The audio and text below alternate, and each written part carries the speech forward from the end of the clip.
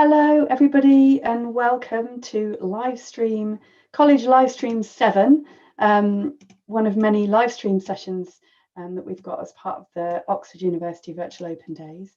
My name's Jane Sperrink. I work for the University of Oxford's undergraduate admissions and outreach team, and I'm delighted that you're here to join us. If you have any questions for the panel during the session, if you're watching on the Virtual Open Days page, you'll see there's a Slido question and answer box that you can use at the top of the screen.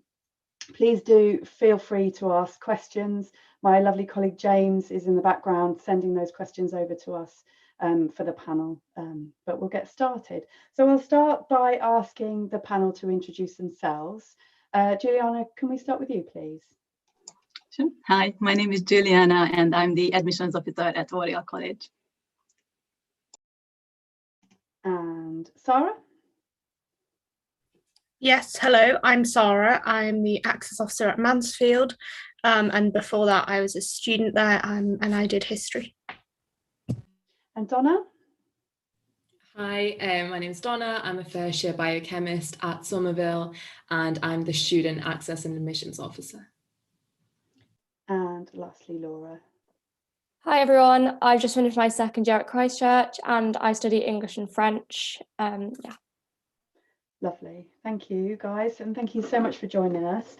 Okay, so I just want to start with a little bit of information about how Oxford University works. It's quite different from some other universities in that we have a collegiate system.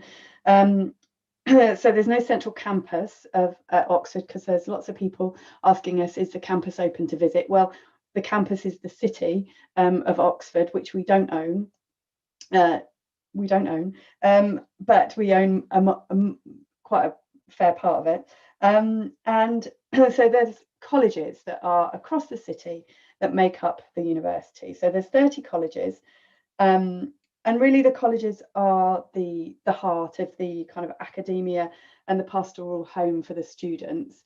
But as part of your place at the university, you are a member of a college, you're a member of a department or faculty, and you are also a member of the university as a whole, as a student. So students mix freely across between colleges and back through departments, and actually we'll talk a lot about how you meet other people as part of your university experience in a little while, but people do go beyond their college. You are allowed out and mix socially and academically across different college groups. But college is generally where tutorials take place, so your small group activities with your academic lead, and then generally if lectures are taking place, they're more likely to take place in an academic building. You have access to a library both in your college and at the university level and at the department level, and there's other facilities available, and sometimes that does mix. It does depend on the college. Some colleges have some better facilities, some have no facilities in a certain way. So we'll talk more about that. So can I start with the students, really? I would like to ask, what do I need to ask? How do you choose your college? Can I ask that of Laura first? How did you choose Christchurch? How did you choose? How did it work for you? Sure. Yeah, so I did choose Christchurch at the start. I found choosing college actually quite a hard decision because they're all so great and lots of them have very similar facilities and advantages. But what I did was I made a list of things that sort of mattered to me, and then I wrote down colleges that fitted that bill. So for example, I'm quite into sports, so I wanted some good sport facilities. I wanted some nice green spaces, and Christchurch is right next to the meadow. It has beautiful quads like the Master's Garden. So essentially it just was the one that most fitted with what I wanted. And then I know this is hard for you guys this year, but also just looking around them was really helpful. And I think you might be able to do that this summer on a more individual basis. Christchurch is certainly opening up soon to visitors. So yeah, but also, I would add that many colleges are very similar, and I think I would have been very happy elsewhere also. So yeah, don't stress about it too much, but if there is one that you really think fits what you want, then go for it. And Donna, did you apply for Somerville? What was your experience? I did apply for Somerville, and it was very similar to Laura. I had a few things that I was really looking for in a college. So Somerville offers accommodation for the whole duration of your degree, which I thought was super important to me, just because I wasn't a fan of moving. I'm sure many people enjoy moving out and moving to a separate house, but I quite liked being in college for all 4 years. So that was definitely something that was super big to me. And then at the end of the day, I thought Somerville looked pretty and it had a nice vibe about it. It wasn't a very in-depth analysis. And I think, again, similar to what Laura says, everyone gets super defensive over their college. I'm an avid, Somerville is the best place to be kind of person, but also I know everyone will disagree with me on this. So you do end up loving your college regardless, but I think definitely having a few things that you're really looking for in a college. Another thing that I thought was quite interesting was Somerville was a women's only college at the start, because we were one of the first colleges to open for women. So we have a massive undergraduate library, and it just saves me time going to another library when I can just go to a massive library here with all the books here and everything. So that was something that I was really looking for. And then just in terms of purely just history point of view, I know Indira Gandhi, who's one of the ex-prime ministers of India, went there, and because I have Indian ancestry, it was something that I thought was quite special. So it was just a collation of things, and I just thought it was a nice place to be. Lovely. I just wonder, the size of the library, was that because at the time they didn't expect the women to go and use the main library? Yeah, it was because they weren't allowed in the main library. They weren't allowed. Oh my goodness. So they just made a massive library for Somerville, and so the women could have the books and the space needed, which is wow. How times have changed, thankfully. Thanks, Donna. Sarah, did you apply for Mansfield? At the time, I didn't apply to Mansfield, but yeah, kind of just to echo what Laura and Donna both said, when you are applying, usually you put your college preference down on your UCAS form. You can make what's known as an open application, which just lets the computer decide for you. And I think the really important thing to say here is the college choice is not the most important decision. You should really be focusing more on your course choice, and there isn't necessarily a bad reason to choose a college. But yeah, I got moved around during the interview process, and students can get moved around before the interview process, during, and also sometimes after as well. And yeah, kind of as has already been said, I can't imagine having gone anywhere else. And obviously now I work for the college as well, and I just really like kind of Mansfield's ethos. And it's a college that kind of feels really small and tight knit, which might not be for everyone, but for me, when I I was the only person in my school to apply and get in, so I just wanted to be able to feel like I can make friends really quickly, and I think you can, regardless of the college you go to, but being able to know everyone in all of the year groups is a really nice thing. It just makes you feel like you're familiar with the place already. But yeah, I really wouldn't stress too much about it. I think both Laura and Donna's advice of thinking about what's important to you in terms of practical day-to-day things is probably the best way to go when choosing a college. But also remember that in terms of admissions, your chances aren't kind of affected by which college you apply to. We want to take the best students regardless of the colleges they want to go to. So yeah, please bear that in mind, and don't try and think well, I really like this college, but everyone applies there, so I'm not going to apply. Obviously, there will be some redistribution, but yeah, just kind of bear those things in mind, I would say. Lovely, thank you. And Juliana, what would you give as your advice for people and how to choose a college? Well, I would just say that not every college offers the same course, so just make sure you check that the course you're interested in is actually offered by the college, and then basically go from there. Mm-hmm. Absolutely. So you can find that information if you go to the ox.ac.uk/colleges page, and there's a section where it specifically says, does this college offer my course? And you can have a list of you go through a list and you find your course, and it then gives you a list of all of the colleges that offer that course, so you don't have to start worrying about going through individual pages to work it out. Thank you very much, everybody.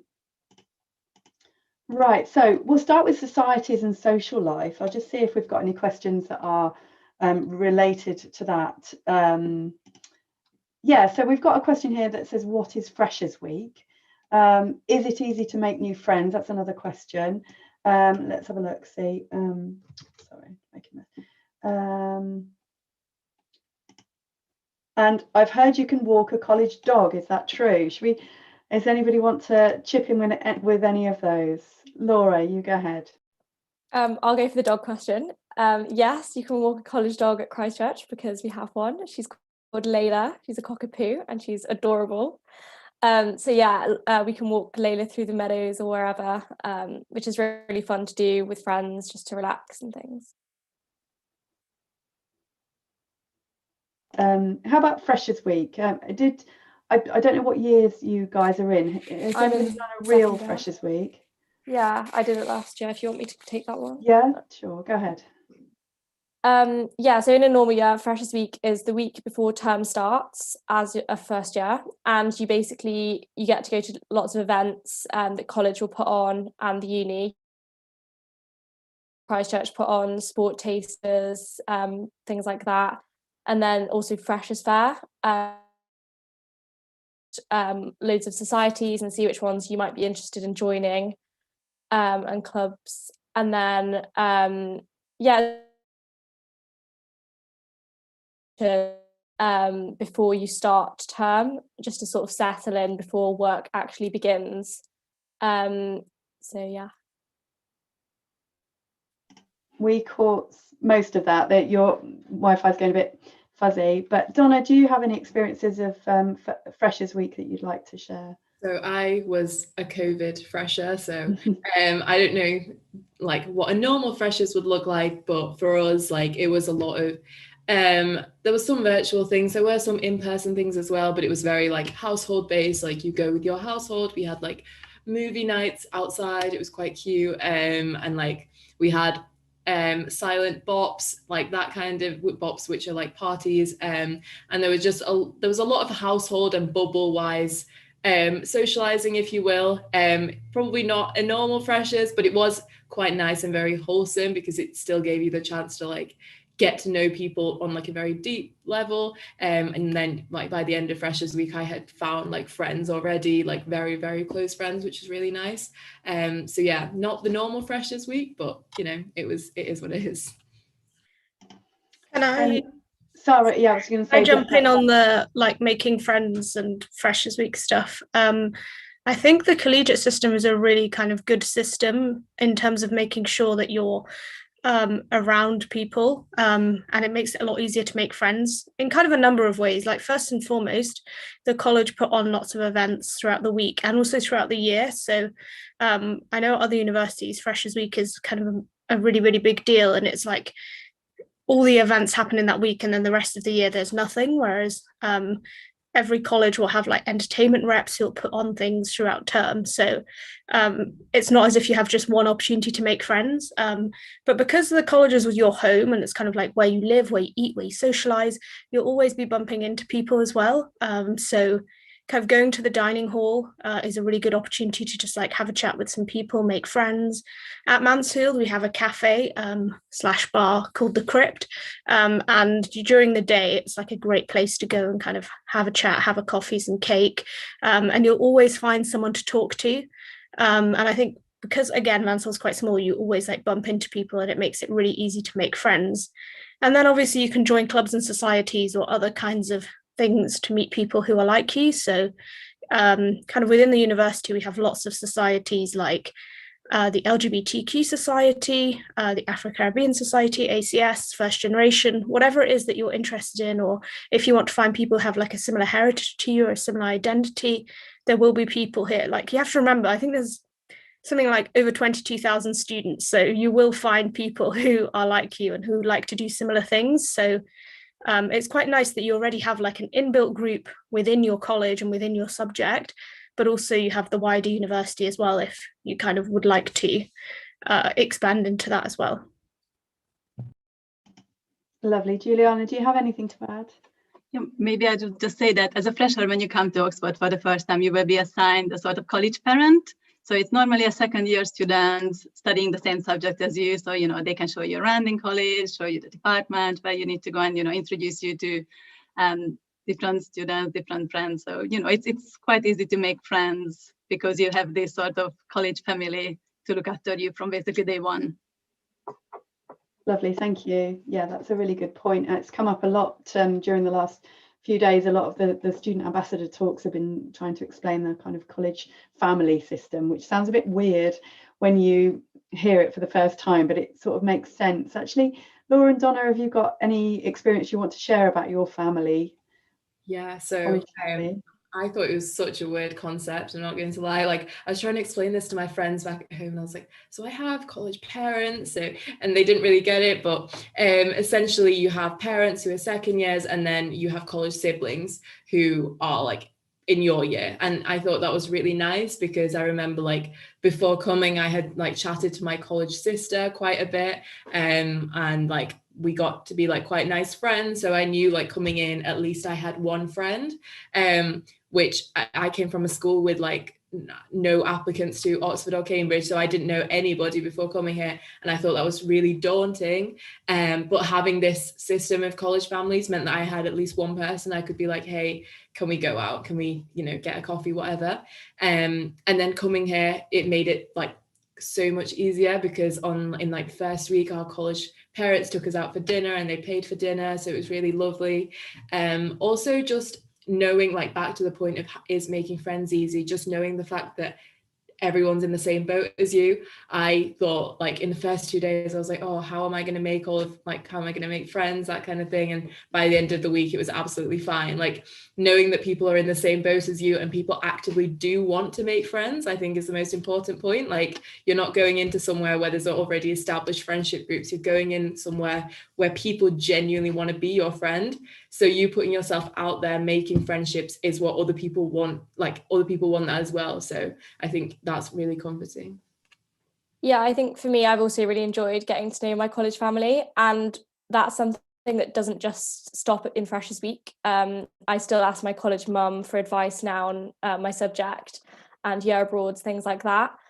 So yeah, and it's also quite nice that it's not just your parents and your siblings, you also get grandparents, and we've branched out to aunties and uncles as well. So you do end up meeting quite a lot of people through it. And in Freshers Week, the college family forum was definitely one of my highlights. At Christchurch, we got to have like a black tie dinner with our family, which is really nice. And yeah, back to the point of making friends again, I would just say that it doesn't have to be sorted out by the end of Freshers Week. I know a lot of people take quite a while to get to know people properly, and that's so normal. Like, I wouldn't say my group was solidified until at least Hillary, which is the second term. So yeah, it does take quite a while, and you'll continue to meet people throughout the whole first year. So do not stress about that. It will happen. Lovely, thanks, guys. Just a little bit about the kind of the structure of the social life at college. Can somebody explain what a JCR is and what happens there / what they do? Who wants that one? Nobody. I'm happy to give it a go. Thank you. So feel free to chip in if I miss anything. So the JCR stands for the Junior Common Room. It's both like a physical space in college. So if you kind of see it as almost like a living room in college, usually it'll have lots of like soft furnishings, and it's just one of the social spaces that you have as like a body of students. And often it's like where lots of kind of student organized events will happen. So there are things like welfare tea. So, you know, the JCR also refers to a student body, so like a student council, essentially, president, vice president, entertainment reps, and then there are other reps for kind of certain identities as well. And essentially what they do is like represent the undergraduates to college and also kind of do lots of the organizing of things. So you can get involved in the JCR if you'd like to be a bit more like involved in college, but also it's a really good system in terms of they just organize lots of things and all you have to do is turn up. So I know Donna mentioned like bops earlier. So often, you know, they'll just say we're going to have a bop on this day, here's the theme, and all you have to do is like turn up, and that's a really good way of kind of making sure that you are socializing with people in college without having to put loads of effort into it. And I guess the JCR also can kind of have like sports and societies. This will vary from college to college. And actually it varies kind of year on year as well, because if there's like a few people who are really, really keen on like football and then they leave, and then the next year are really keen on hockey, then the societies will kind of grow with the students as well. So don't worry about like, if a college doesn't currently have a sport that you're interested in and you kind of go there, you could start the society if you'd like to. But yes, essentially the JCR is both like the common room, as in the physical space for you to be with other students, but also the student kind of council that does lots of kind of representing students to college, and also things like, you know, sorting out who spends the budget on what and that kind of thing. Does anyone have anything to say? I don't know if I was clear at all, but give it a go. Thank you, Sarah. Anybody want any to add anything about JCR? Are either you JCR reps? Yeah, so I'm the access and admissions officer rep. Oh, sorry, you did say that. Yeah, I was last year as well at Christchurch. So. And how much work is that? How much work do you end up doing? Is it hard to manage additional responsibilities as well as your academic work? And I think in many ways it's like taking an extracurricular activity, as in like that's something like access is something I'm super passionate about. So I do it kind of like doing an extracurricular activity, like I spend time for it, like I enjoy doing it, I enjoy attending the meetings, and it's less so like the student count. Like I remember like in high school and we had like school council, and it wasn't as like professional, and it wasn't as, you weren't given as many responsibilities, whereas now like you actually do have responsibilities, you have to do what you have to do. So I help out with open days or like school visits. I run, we have a Somerville JCR Access Instagram, so I run that and I make posts on there like about personal statement advice, about reels, like day in the life reels, so things like that. That's kind of my responsibility and that's what I do. And there are different roles for different people. So whatever you're interested in, there's like sports officers, there's entertainment reps, there's the obviously president, vice president. So whatever suits your fancy, there's definitely places for you. And it is really interesting because essentially you are helping the JCR student body, which is really nice. Yeah, similarly. I mean, I do access work anyway, so being access rep wasn't too much more on top of that. I suppose require a lot more work, like president or entertainment rep is normally quite a busy role, but there are also privileges that go with that, usually depending on the college anyway. So for example, the entertainment reps normally get free club tickets and things like that. So and also it's for a shorter time, but yeah, I'd say it's worth it, definitely. And also being in second year, a lot of people have started to apply for jobs now, and having a role like access rep as well as my studies is something I can talk about in interviews and things like that, rather than just my studies. Yeah, that's a really good point. And actually, that's a really good point about kind of career development, and the extra stuff you can get involved with will be really helpful to you in the future, I think. Could we, let's have a look, see if I've covered everything. Move on, I think, to the sort of accommodation and food. So I wonder, Juliana, would you be able to give us a kind of idea about what the accommodation arrangements are like at your college, and how how it works, because I know it's different from different colleges and what first years, second years, third years are able to access. Sure. So Oriel can guarantee accommodation for all students throughout their degree. So if it's a 3-year degree or 4-year degree, they can live in Oriel. Obviously, they've got the opportunity to move out as well if they want to. So every first year student live on the main site, and we have sort of graded rooms, and they are priced accordingly. So, you know, students can start budgeting in advance. Normally, the sort of higher graded rooms are the ensuite rooms. The lower graded ones are a bit cheaper, but the students need to share a bathroom. They never share a room, just, you know, like facilities. And we have kitchens all around there. So, you know, if you want to cook, there's the opportunity. Some of them are sort of bigger ones, better equipped. Some of them sort of just the basic ones.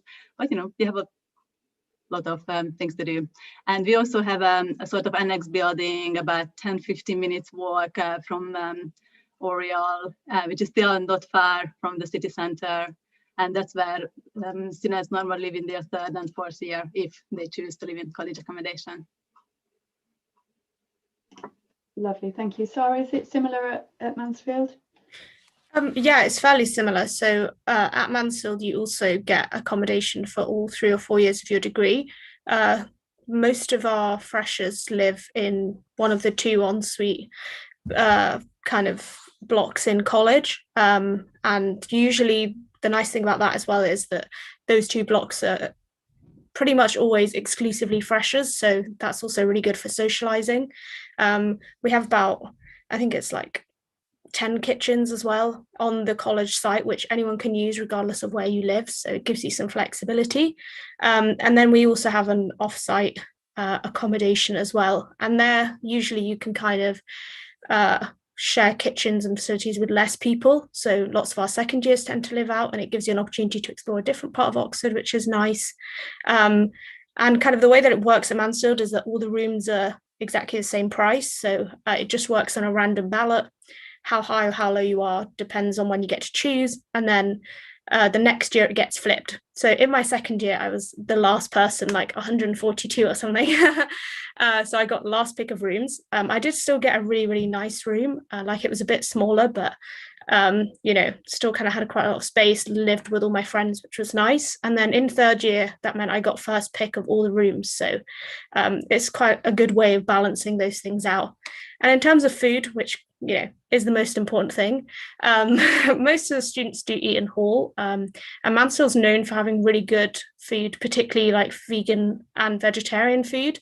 And we do like try to cater for all dietary requirements as well. So the food is definitely a big selling point if you're interested. But yeah, I think in terms of one final thing to say about accommodation and food is if you have any special requirements, so, you know, at Mansfield, we also have a kitchen for students who need to keep kosher, for example, or if you require an ensuite room due to medical reasons or like cultural reasons, whatever it might be, most colleges will be able to cater for that. So please just let your college know and like don't be put off on that basis, particularly if you get moved around to a college that has slightly different facilities. If you let them know, they will definitely try and accommodate you.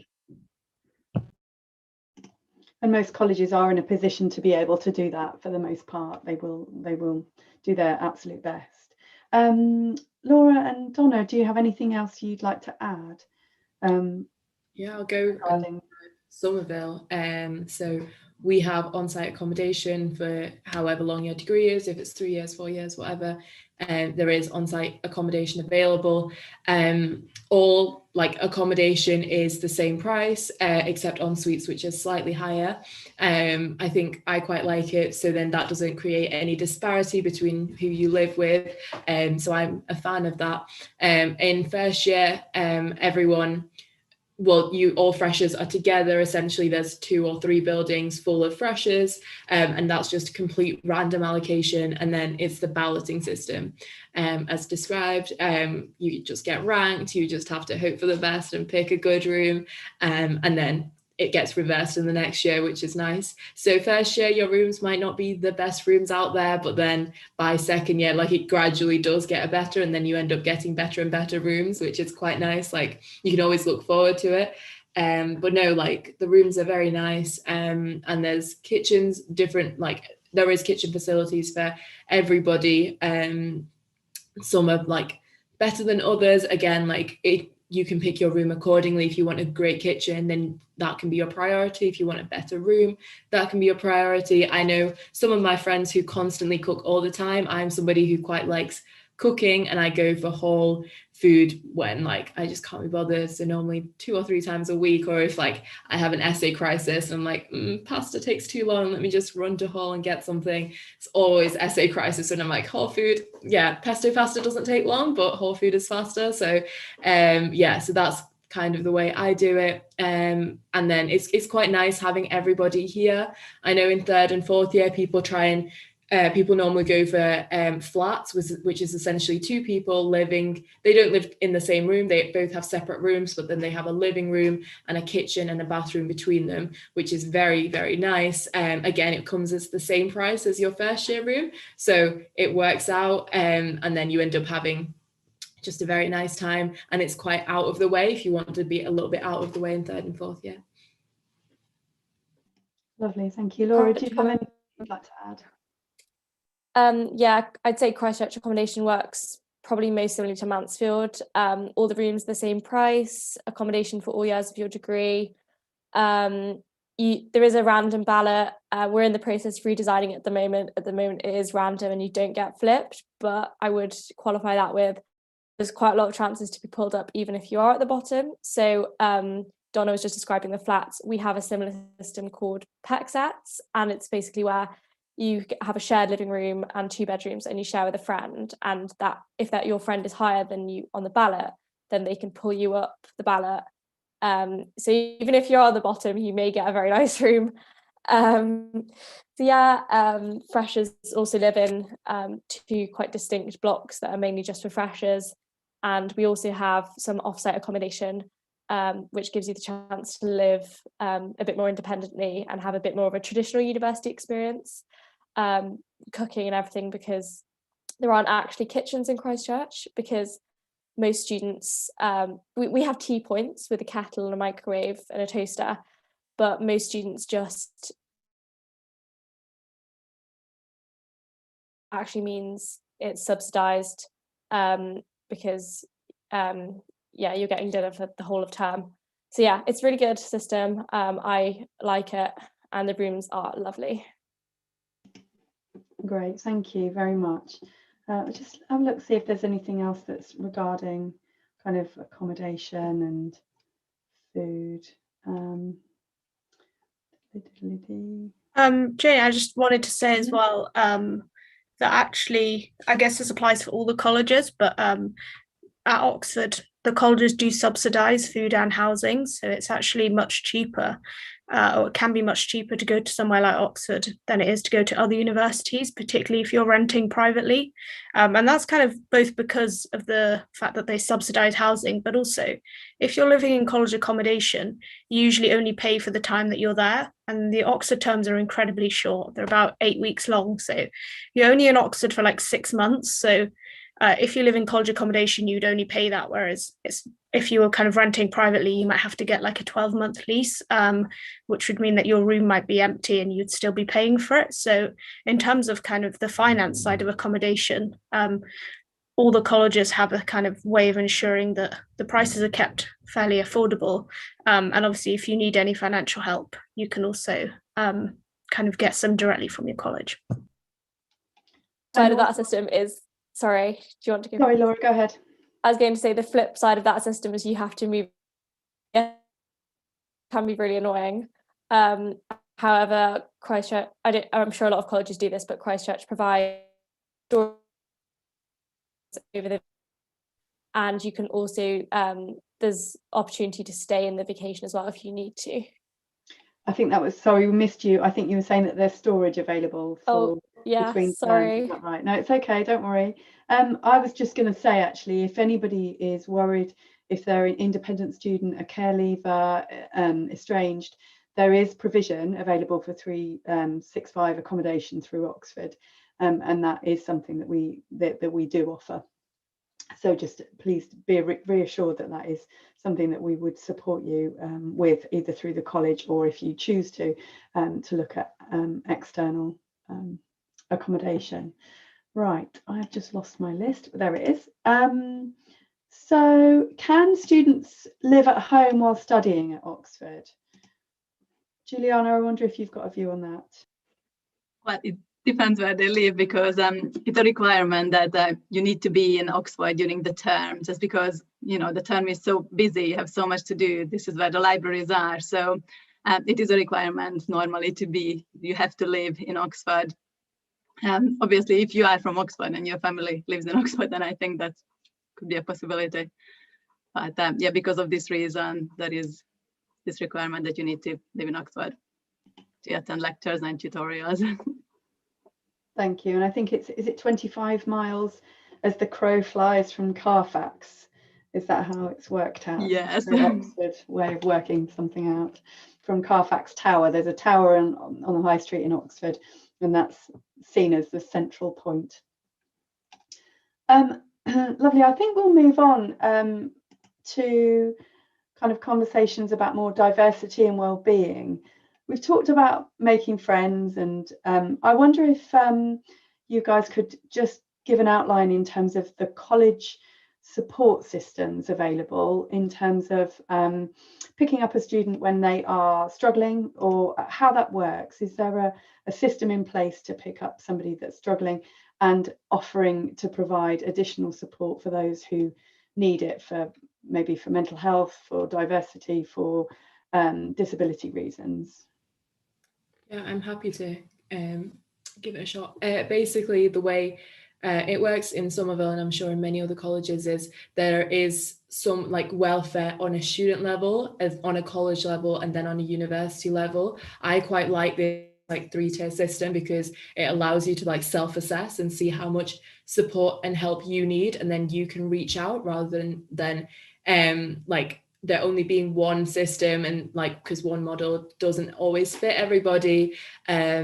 So just from purely the student standpoint, in our college we have 2 welfare reps, we have 2 BAME officers, we have a disabilities officer, we have an access officer, we have 2 LGBTQ plus officers. And the reason we have so many of these like officers is because, so for example, for BAME officers, we have 1 BAME officer who's more focused towards like the entertainment side and like, you know, throwing events, and 1 that's more focused towards welfare, just so you have like that differentiation. Also having an increased number of BAME officers or LGBTQ plus officers just increases the diversity within the JCR committee. So if you need help, you can go to whoever you feel more comfortable with. Equally, welfare officers, like they do very cute like welfare weeks where we have like alpacas come in, and like dogs, or like just cake in the quad. Welfare teas, which is essentially like someone will say, oh, there'll be welfare tea at 2 o'clock, and you could type in on the Facebook chat all the snacks you need, and they'll just bring it all, which is amazing when you're trying to get an essay in. And those are very like, just, yeah, it's very like happy, like it just, you know, keeps you going. But if you need help and you need the support, there's also peer supporters who are like, they have 24 hours of training, so you can go to them to talk about anything, and it is kept confidential. And that's all on a student level, and often like, and many of the time, like that's all you need. You just need to talk to someone that is confidential, that will keep things confidential, that will keep things just to them. And it's great to have it on a student level. But then also they can refer you to a college level. So we have like college counselors, and that's another whole team there of support available. And then increasingly after that, there is a university support system as well. So there's all the help you need. It's about like which one you want to go to. And it's quite nice having it in different levels. Also, the benefit of having students who are peer supporter trained is sometimes it's not like if you're at a massive university, like having that care to you is really hard, but when it's your peers who are peer trained, like they'll understand, and they can like pick up on things far sooner than it would be on just a university level. And I guess to follow on from that as well, within the college, there'll be tutors who are responsible for your academic well-being as well, both within your subject. So you have like specific subject tutors who will kind of check in with you throughout term, see how you're doing. And also because of the tutorial system and that kind of small group teaching, you are seeing the tutors quite like close range. So I think tutors are much better at like picking up on whether, if there's something wrong, they're better at picking up on that than they would be if you were like a nameless, faceless person in a big lecture hall, because they are seeing you and they kind of detect, well, if you're not getting your work in, they will know that because they're like seeing you quite regularly. And kind of beyond that, we have the university counselling system, which you can also access and kind of get support through there.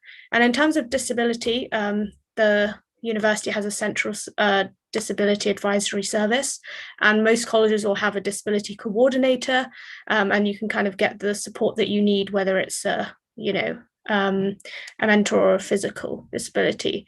You can also access information about things like accessibility of colleges on their websites, or if you have a very specific need that you would like to ask about, please just email us. We're very happy to give you kind of very personalized answers on what it is that would be in place for you, for example, and then that might help you make your decision as well. But again, remember that because students can end up at colleges they didn't apply to, all colleges are equipped at dealing with these sorts of things. Thank you. Juliana, have you got anything you'd like to add for Oriel? Maybe I can add that most colleges have a nurse as well who is sort of on site from Monday to Friday, and also a GP normally goes to colleges maybe once a week. So, you always have the support, mental or physical, if you need anything.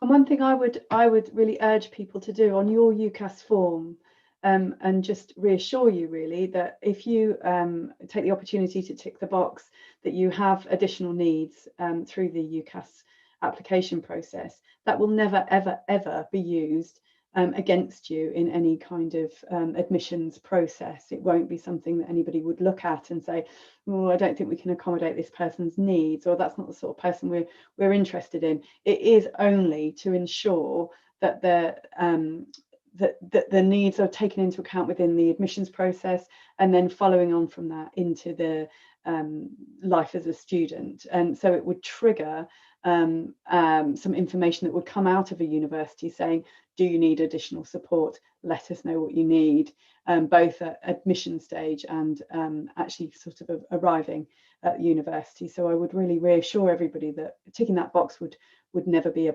problem, would never be a bad thing to do. Okay, let's have a look. How is Oxford trying to increase diversity? Is that something that anybody feels that they're able to do? Yeah, I'm happy to have a go. I think obviously it depends on what you mean by diversity. So, there's lots of areas in which there's kind of lots of progress to be done. So, for example, in terms of like state school intake within the university, that's kind of rising. And I think some people have a misconception that there's more students from independent schools than there are from state schools, which is not the case. And so I think in that area, the university has lots of outreach and access programs and things like that designed to help kind of meet that challenge. And in terms of kind of racial diversity, which I know is a very kind of big thing, most colleges will have certain things that they're doing within their own college to make sure that they're kind of addressing those things. And I think, as Donna said, on a student level, there will be kind of BAME officers who you can go and talk to, both within kind of pastoral setting, but also socially. So there are lots and lots of student-run societies that not only run kind of social events to help you meet other people who are like you, but also who are kind of doing things to help increase diversity within the university. So like the Islamic Society, ACS, First Generation, they're all putting on like access conferences and things like that to help with kind of the diversity within the university. And I think one thing I would say is that I feel like once you get to Oxford, it feels a lot less stark than it might do from the outside. I mean, this might not be other people's experience, but I think you know, you have to remember that where you come from in the country usually will have like a certain mix. So it's what you're used to. So for example, I come from London, which is obviously very like multicultural. So coming to Oxford was always going to feel like kind of really, really different. Whereas there are some people who come from areas where, you know, they don't really know any people of colour. So coming to Oxford feels really, really diverse. And so I think kind of bearing that in mind as well. But yeah, the university is kind of aware of that. And there's lots of things happening around like race sensitivity training or things to do also with things to do like you know, sexual harassment complaints and the way that the university handles those things. They are all being kind of taken seriously. But I think there's also lots that students are doing on the ground to kind of help change the perception of Oxford, which often doesn't match up to the reality for lots of people. Lovely, thank you. There's a supplementary question actually that we've been asked. It kind of suggests that there is a lot of work that students and that student led in terms of outreach and what's happening institutionally.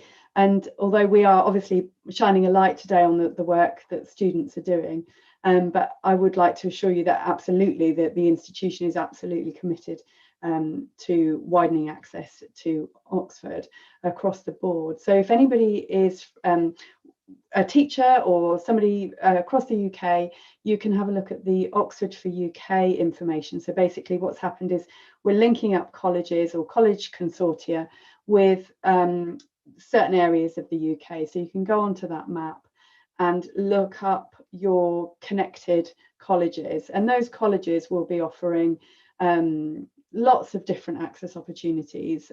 Sarah's involved in lots of activities that engage young people and schools directly to widen access to Oxford.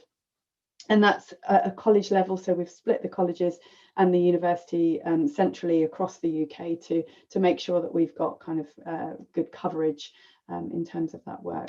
Anyway, I will stop talking because we're nearly finished.